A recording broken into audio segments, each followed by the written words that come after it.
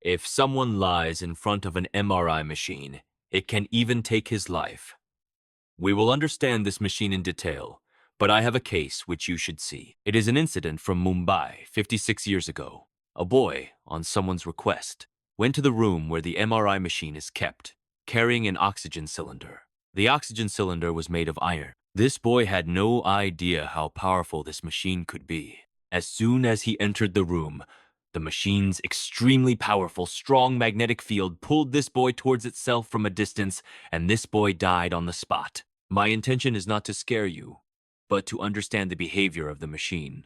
The crane that lifts vehicle waste in the junkyard has a power of around 1 Tesla, which can easily lift any car with a magnet. If there is any problem in the body, it detects it with proper detailing.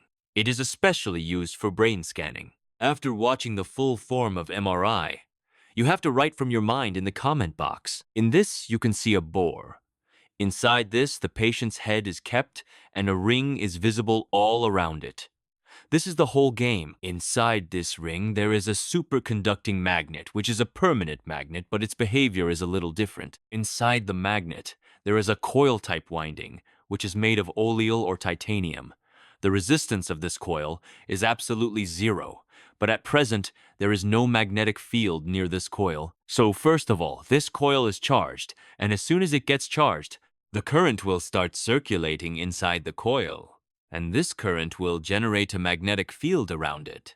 But this field will not be very strong because if the current circulates, then the temperature of the winding will increase and resistance will come in between. So, to maintain the resistance zero, this coil is provided with liquid helium cooling, whose temperature is -261 degrees centigrade, and this liquid helium keeps the temperature of the coil below 0 degree. It keeps it at 100 degrees Celsius, due to which this coil enters the superconducting stage and a powerful, strong magnetic field is formed near it. The resistance of this coil is zero, so we do not need to provide any power supply from outside. Once this coil is charged, and when it reaches the superconducting stage, its magnetic field will remain for lifetime because resistance itself loses power, and here the resistance itself is zero. After this, the magnet is packed. Our body contains water at 60 degrees Celsius, and water contains hydrogen atom. If we are alive,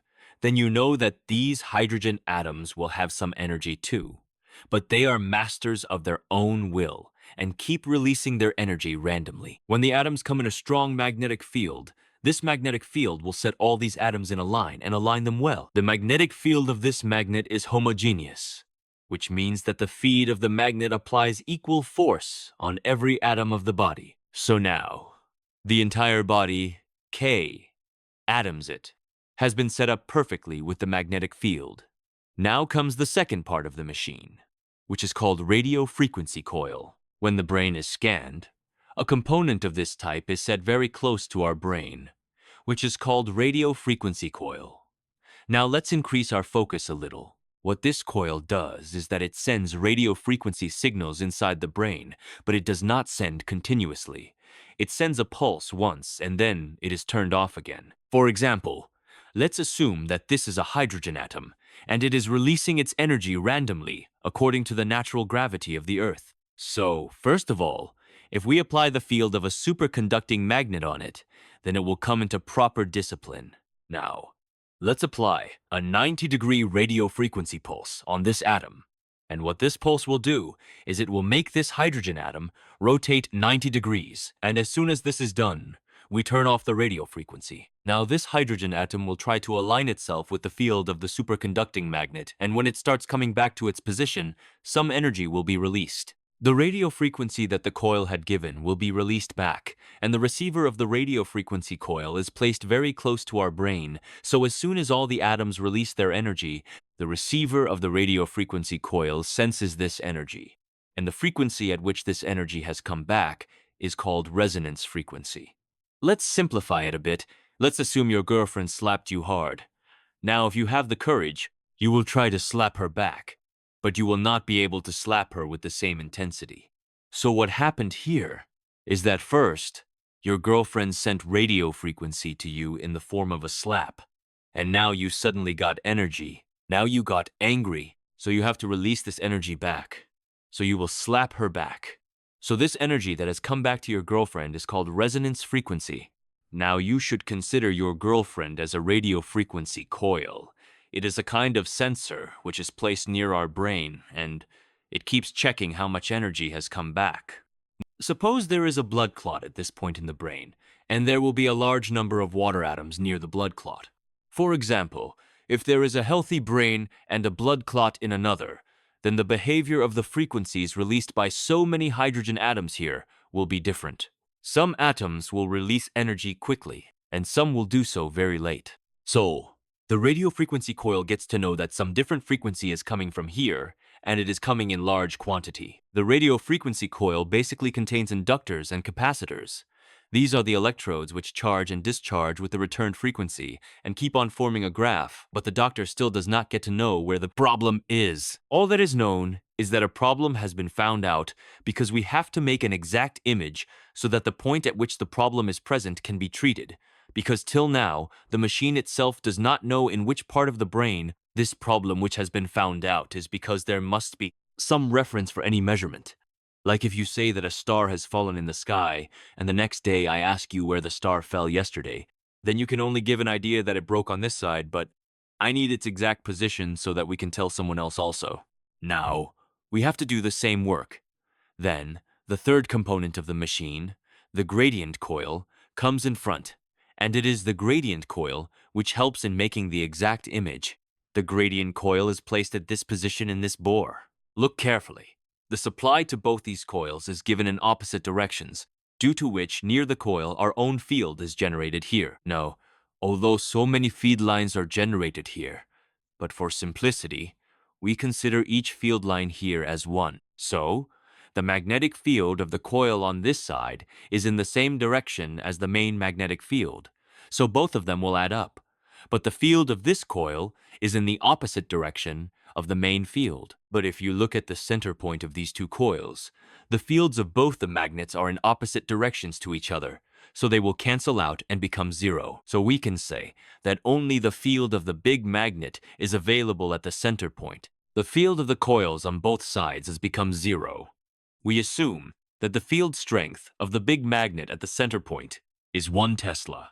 Now, as we move from this center point, this field will increase to 1.1 Tesla, 1.2 Tesla, 1.3 Tesla, because the gradient coil and the main field on this side are connecting, and in the same way, the field on the opposite side is decreasing. Now, this line that we have got is Z. The axis is the line. And as if there is a problem at this point, the machine will know that the Z-axis has one. A different type of frequency is coming from the 2 Tesla magnetic field. Similarly, there are coils attached for the x-axis and y-axis as well. Let's simplify this a bit. For example, this is a cube. Inside this cube, there is a ball which we need to take out, but we cannot cut the entire cube. We first need to find out which position the ball is in, and then we will perform a small operation and take the ball out from there. So, we move from here on the z-axis line, and we find that where there are 2 values on the z-axis, there is a ball placed next to it, but it is quite far from the z-axis. So, we draw a line on the x-axis and move to the side of the x-axis.